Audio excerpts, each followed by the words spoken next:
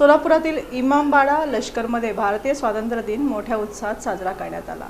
80व्या भारतीय स्वातंत्र्य दिनानिमित्त इमामबाड़ा लष्कर इथं ध्वजारोहणाचा कार्यक्रम मोठ्या उत्साहात आणि देशभक्तीच्या वातावरणात पार पडला। माजी महापौर आरिफ शेख यांच्या प्रमुख उपस्थितीत ध्वजारोहण करण्यात आलं। यावेळी ताज सोशल ग्रुपचे संस्थापक अध्यक्ष तथा माजी नगरसेवक तौफिक शेख, ज्येष्ठ कायदेतज्ञ ॲडव्होकेट अजमुद्दीन शेख, बजरंग बाडीवाले, सलीम उस्ताद, अजीम शेख, तौसीफ शेख, आफताब शेख, मुक्तुम शेख, इकबाल उस्ताद, शफी सय्यद, सिद्दीक उस्ताद, जमीर सिद्दीकी, सलमान शेख, जुबेर शेख, अदनान शेख, तौफिक उस्ताद, अरहान शेख, हम्माद शेख, अब्दुल्लाह शेख यांच्यासह मित्रमंडळी आणि परिवारातील सदस्य मोठ्या संख्येने उपस्थित होते। ध्वजारोहणानंतर उपस्थितांनी राष्ट्रध्वजाला मानवंदना देत स्वातंत्र्य दिनाचा आनंद साजरा केला। यावेळी परिसरात देशभक्तीचा उत्साह पाहायला मिळाला।